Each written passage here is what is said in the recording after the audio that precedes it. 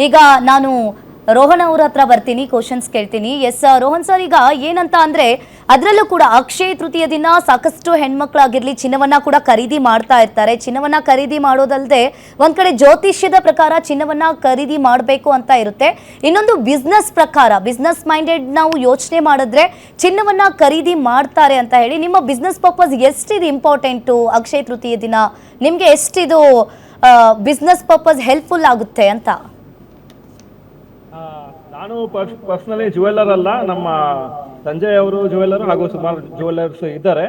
But ಅವರಿಗೆ ಈ ತರ ಇಂಪಾರ್ಟೆಂಟ್ ದಿವಸ ಈ ತರ ಒಂದು ಅಕ್ಷಯ ತೃತೀಯ ಜನ ಜಾಸ್ತಿ ಬರ್ತಾರೆ. ಡೆಫಿನೆಟ್ಲಿ ನಾರ್ಮಲ್ಗಿಂತ ಜಾಸ್ತಿ ಜನ ಹಾಗೆ ಆಗ್ತಾರೆ. ಯಾಕಂದ್ರೆ ಇಷ್ಟೋ ವರ್ಷದ ಅದೊಂದು ಟ್ರೆಡಿಷನ್ ಇದೆ ಆಲ್ ಓವರ್ ದ ಕಂಟ್ರಿ. ಅದು ಇಲ್ಲಿ ಮಾತ್ರ ಅಲ್ಲ, ಎಲ್ಲಾ ಜುವೆಲ್ಲರ್ಸ್ ಅಲ್ಲಿ, ಸಣ್ಣ ಜುವೆಲ್ಲರ್ ಇರಲಿ ದೊಡ್ಡ ಶೋರೂಮ್ ಇರಲಿ, ಜನ ಒಂದು ವಿಸಿಟ್ ಮಾಡೋದು, ಫುಟ್ ಫಾಲ್ಸ್ ಅಂತ ಏನ್ ಹೇಳ್ತೀವಿ, ಜಾಸ್ತಿ ಹಾಗೆ ಆಗುತ್ತೆ. ಎಲ್ಲರೂ ವೇಟ್ ಮಾಡ್ತಾ ಇರ್ತಾರೆ, ಎಸ್ಪೆಷಲಿ ದೀಪಾವಳಿ ಟೈಮು ಮತ್ತೆ ಅಕ್ಷಯ ತೃತೀಯ ಜುವೆಲ್ಲರ್ಸ್ ವೇಟ್ ಮಾಡ್ತಾ ಇರ್ತಾರೆ. ಜಾಸ್ತಿ ಕಸ್ಟಮರ್ಸ್ ಬರ್ತಾರೆ, ನಮ್ಮ ಬಿಸ್ನೆಸ್ ಸ್ವಲ್ಪ ಆ ಟೈಮಿಗೆ ಇಂಪ್ರೂವ್ ಆಗುತ್ತೆ ಅಂತ. ಹಾಗೂ ಆ ಟೈಮಲ್ಲಿ ಸ್ವಲ್ಪ ಡಿಮಾಂಡ್ ಜಾಸ್ತಿ ಇರೋದ್ರಿಂದ ಸ್ವಲ್ಪ ರೇಟು ಜಾಸ್ತಿ ಆಗೋ ಚಾನ್ಸಸ್ ಯೂಶ್ಲಿ ಇರುತ್ತೆ ಗೋಲ್ಡ್ ಅಲ್ಲಿ. ಬಟ್ ನಾನು ಹೇಳ್ದಾಗೆ ಒಬ್ಬರೊಬ್ರು ಒಂದೊಂದು ಅವ್ರದೇ ಆದ ಒಂದು ಕೆಪಾಸಿಟಿ ಪ್ರಕಾರ, ಅವ್ರದೇ ಆದ ಒಂದು ಫೈನಾನ್ಷಿಯಲ್ ಸಿಚುವೇಶನ್ ಪ್ರಕಾರ ಪರ್ಚೇಸ್ ಮಾಡಬೇಕು. ಪ್ರೆಷರ್ ಬಿಡ್ದು ನಾನು ಗೋಲ್ಡ್ ಪರ್ಚೇಸ್ ಮಾಡಲೇಬೇಕು ಅಥವಾ ಇವತ್ತು ಮಾಡಲೇಬೇಕು ಅಂತ ಆತರ ಮಾಡೋ ನೆಸೆಸಿಟಿ ಇಲ್ಲ, ಆದ್ರೆ ಮಾಡ್ಲಿ. ಸೆಕೆಂಡು, ನಮ್ಮ ಗುರುಜಿ ಹೇಳ್ದಾಗೆ ನೀವು ಬರೀ ಏನಾದ್ರು ಒಂದು ಪರ್ಚೇಸ್ ಮಾಡೋದಲ್ಲ, ಬೇರೆ ಯಾರಿಗೋ ಏನೋ ನಿಮ್ ಕೈಯಲ್ಲಿ ಏನಾಗುತ್ತೆ ದಾನ ಮಾಡಿ. ಆವಾಗ ಅದೊಂಥರ ನೀವು ದೇವ್ರಿಗೆ ಹೇಳ್ದಾಗೆ, ನೋಡಿ ನನಗೆ ನೀವು ಕೊಡಿ, ಬಟ್ ನಾನ್ ಬೇರೆಯವ್ರಿಗೂ ಕೊಡ್ತೀನಿ. ನನ್ಕಿಂತ ಯಾರು ಸ್ವಲ್ಪ ಫೈನಾನ್ಷಿಯಲಿ ಸ್ವಲ್ಪ ವೀಕ್ ಆಗಿರ್ತಾರೆ ಅವ್ರಿಗೆ ನಾನು ಕೊಡ್ತೀನಿ. ಸೊ ಅವಾಗೇನ ದೇವರೇ ಮೆಚ್ತಾರೆ, ಓ ಇವರು ಬರೀ ನನಗೆ ಬೇಕು ಅಂತ ತಗೊಳ್ತಾ ಇಲ್ಲ, ಬೇರೆಯವ್ರಿಗೂ ಒಂದು ಶೇರ್ ಮಾಡ್ತಾ ಇದಾರೆ ಅವರ ವೆಲ್ತ್ ಅಂತ. ಸೊ ಅದು ಒಂದು ಐಡಿಯಾ ಯಾರಿಗೂ ಜಾಸ್ತಿ ಜನರಿಗಿಲ್ಲ. ಎಲ್ಲರಿಗೂ ಇದೆ ಅಂದ್ರೆ ನಾನು ತಗೋಬೇಕು, ಚಿನ್ನ ತಗೋಬೇಕು ಅಂತ ಇರ್ತಾರೆ. ದಾನ ಮಾಡೋದು ಒಂದು ಪ್ರಾಕ್ಟೀಸ್ ಎಲ್ಲರಿಗೂ ಅರ್ಥ ಆಗ್ಬೇಕು, ಎಲ್ಲರಿಗೂ ಗೊತ್ತಾಗ್ಬೇಕು ಅಂತ ನನಗೆ ಅನ್ಸುತ್ತೆ. Yes sir, thank you sir.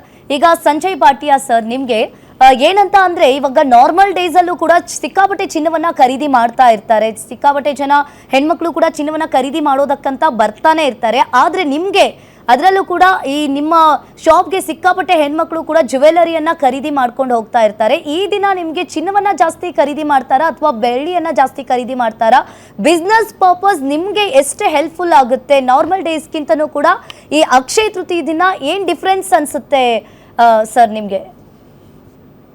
Difference ಅಂತೂ ಏನಾಗುತ್ತೆ ಅಂದ್ರೆ, ಫೆಸ್ಟಿವಲ್ ಟೈಮ್ ಅಲ್ಲಿ ನೋ ಡೌಟ್ ಇವಾಗ ಇಂತ ಒಂದು ಹಬ್ಬ ಬಂತು, ಅಕ್ಷಯ ತೃತೀಯ ಬಂತಂದ್ರೆ ಜನಗಳು ವೆಯ್ಟ್ ಮಾಡ್ತಾ ಇರ್ತಾರೆ. ಅವ್ರು ಬಂದು ಅಡ್ವಾನ್ಸ್ ಅಲ್ಲಿ ಬುಕಿಂಗು ಮಾಡ್ತಾರೆ. ಪ್ಲಸ್ ಲಾಸ್ಟ್ ಮಿನಿಟ್ ರಶ್ ಬೇಡ ಅಂತ ಮುಂಚೆನೆ ತಗೊಳ್ತಾರೆ. ಮೂವ್ಮೆಂಟ್ ನಾರ್ಮಲಿ ಇರುತ್ತದೆ. ಈ ಟೈಮ್ ಅಲ್ಲಿ ಸ್ವಲ್ಪ ಜಾಸ್ತಿ ಇರ್ತಾರೆ, ಜಾಸ್ತಿ ಜನ ಬರ್ತಾರೆ, ಜಾಸ್ತಿ ಜನ ತಗೊಳ್ತಾರೆ. ಬಿಕಾಸ್ ಅಲ್ಲಿಗೂ ಇರುತ್ತದೆ, we have to buy some gold, ಸ್ವಲ್ಪ ಏನಾದ್ರು ಒಂದು ಚಿನ್ನ ತಗೊಳ್ಳೋಣ. ಜಾಸ್ತಿ ಚಿನ್ನ ತಗೊಳ್ತಾರೆ, ಯಾಕಂದ್ರೆ ನನ್ಗೆ ಇಷ್ಟು ವರ್ಷದ್ದು ಒಂದು ಇದಿದೆ, ಚಿನ್ನ ಜಾಸ್ತಿ ತಗೊಳ್ತಾರೆ. ಧನ್ತೆರಸ್, ದೀಪಾವಳಿ ಟೈಮ್ ಅಲ್ಲಿ ಬೆಳ್ಳಿ ತಗೊಳ್ತಾರೆ. ಈ ಟೈಮ್ ಅಲ್ಲಿ ಚಿನ್ನ ಜಾಸ್ತಿ ತಗೊಳ್ತಾರೆ. ಚಿನ್ನ ತಗೊಳಕ್ಕೆ ಫುಟ್ ಫಾಲ್ಸ್ ಜಾಸ್ತಿ ಆಗೇ ಆಗುತ್ತದೆ. ಇವಾಗ ನಾಳೆ ನಾವು ಬೆಳಗ್ಗೆ 7 ಗಂಟೆಯಿಂದ ರಾತ್ರಿ 12 ಗಂಟೆವರೆಗೆ ಓಪನ್ ಇರ್ತೀವಿ. ಸೊ ಅದು ಫುಟ್ ಫಾಲ್ಸ್ ಇದ್ದೇ ಇರುತ್ತದೆ. ಜನಗಳು ಇಡೀ ವರ್ಷದಲ್ಲಿ ಬರೋರ್ ಜನ ಎಲ್ಲ ಒಂದ್ ದಿವಸದಲ್ಲಿ ಕೂಡ ಬರ್ತಾರೆ. ರಿಪೀಟೆಡ್ ಕಸ್ಟಮರ್ಸ್ ಎಲ್ಲ ಅವತ್ ದಿವಸ ತಗೊಳ್ಬೇಕು ಬರ್ತಾನೆ ಇರ್ತಾರೆ. ಬಿಸ್ನೆಸ್ ಪರ್ಪಸ್ ನಿಮ್ಗೆ ಎಷ್ಟು ಹೆಲ್ಪ್ಫುಲ್ ಆಗುತ್ತೆ ಸರ್? ಇದ್ರ ಬಗ್ಗೆ ಏನ್ ಹೇಳ್ತೀರಾ? ಬಿಸ್ನೆಸ್ ಪ್ರಕಾರ ಹೆಲ್ಪ್ಫುಲ್ ಅಂತ ಏನಿಲ್ಲ, ಬಟ್ ನೋ ಡೌಟ್ ಒಂದು 10, 15, 20% ಅವತ್ ದಿವಸ ಜಾಸ್ತಿ ಬಿಸ್ನೆಸ್ ಆಗತ್ತದೆ. ಮುಂಚೆ ತುಂಬಾ ಇತ್ತು, ಇವಾಗ it is come to that condition 30% we might get more.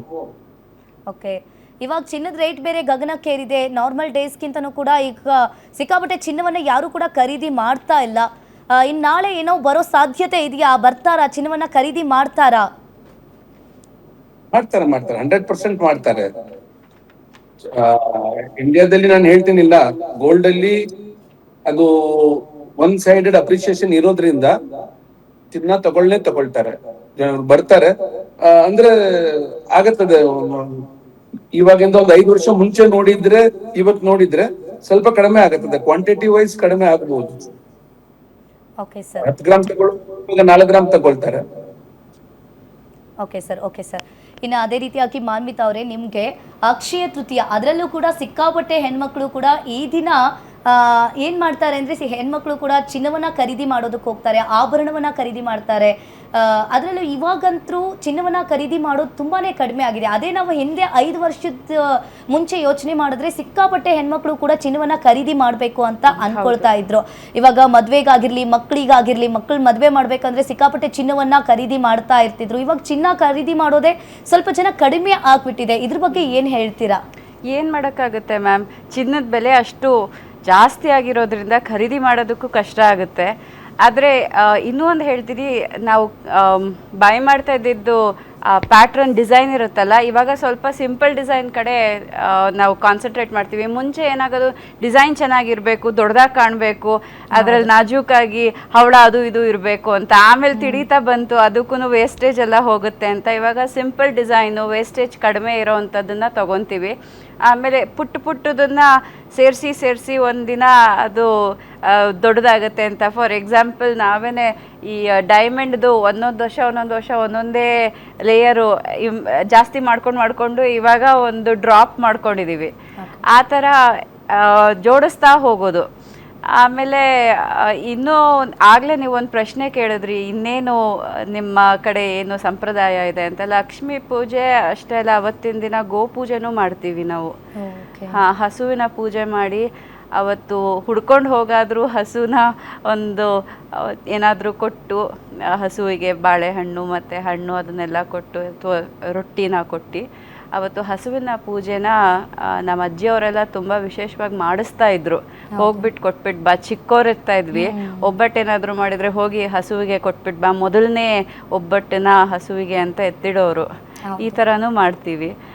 ಚಿನ್ನ ಖರೀದಿ ಅಟ್ಲೀಸ್ಟ್ ಒಂದು ಪೆಂಡೆಂಟು ಅಥವಾ ಆ ಥರ ಖರೀದಿ ಮಾಡ್ತೀವಿ.